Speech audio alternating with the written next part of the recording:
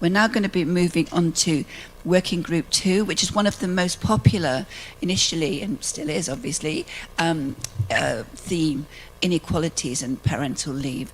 And I'd like to introduce Johanna Lammi-Taskula from Finland, who's been co-leading this with Thordis Raima. Thank you very much. So great to be here and present to you the report, which is called Mapping the Unknown Research Gaps in Parenting Leave Inequality Research in Europe. First, oops, it's very fast. A brief, some words about looking back how we got into actually finalizing this report. We started during the first year collecting literature on parental leave and social inequalities from 24 countries, so a very big working group. 24 countries represented, over 400 publications collected and coded according to different dimensions of inequalities, including that they included. And then several meetings discussing and many people contributing. We also, I have to mention, we also had a training school which is not actually related to this publication, but I guess also the discussions during the training school were kind of part of the process, and also we had a session in a work family conference later. Then I was very happy to have Thordis with me editing this report. Without her, it wouldn't have been possible, I must say. And a very large group of authors listed here. I'm not going to read through that, but anyway, a big group contributing, and also all the members of the working group still participating in the discussion. So not always the easiest way to produce a report, having such a large group of people working together. Yes, but what's the report about?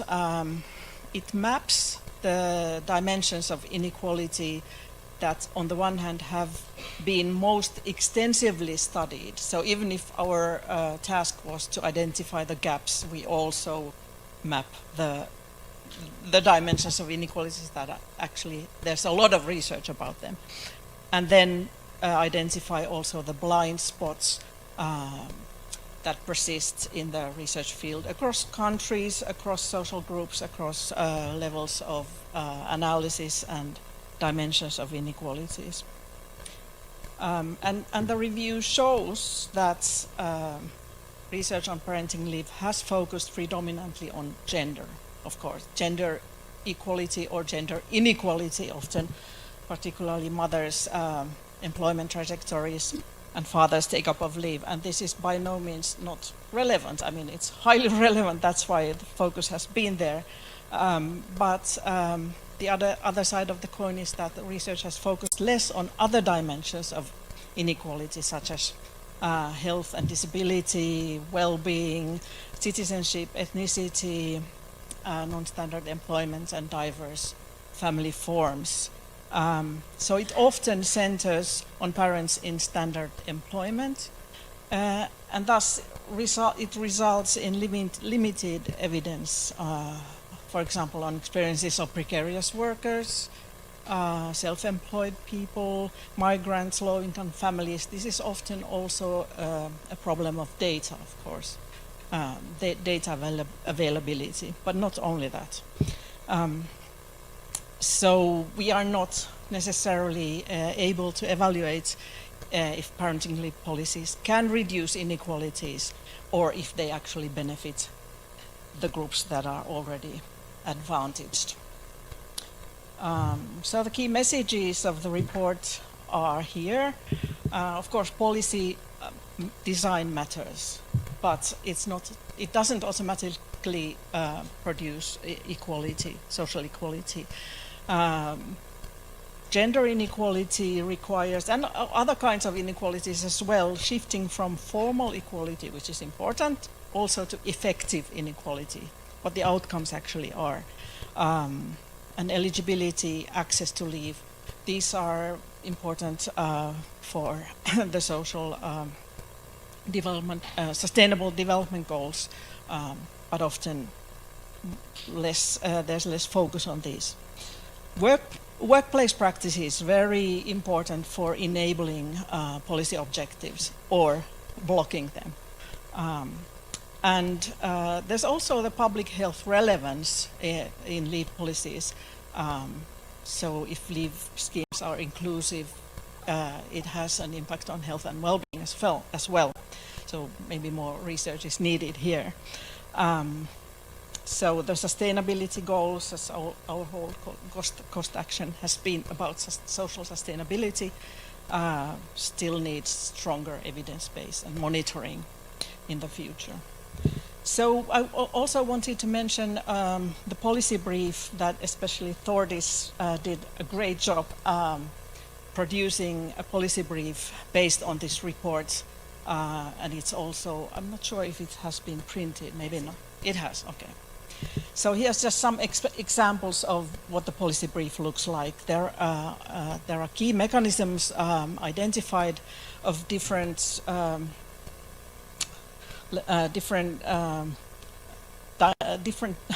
inequality topics. Here is an example from gender inequality, like what are the mechanisms producing like positive impact or negative impact, such as if the leave is well paid, if it's individual, or if it's transferable, or if long leaves are taken predominantly by mothers. And then key action areas also for policy and research. So there are so many messages for policymakers on the one hand, EU institutions, and also the research community. So it's very rich in all kinds of messages and outcomes. But have a look at the policy brief. I'm not going to read all of this here. I don't have the time. Yeah. So these are the publications. They are available.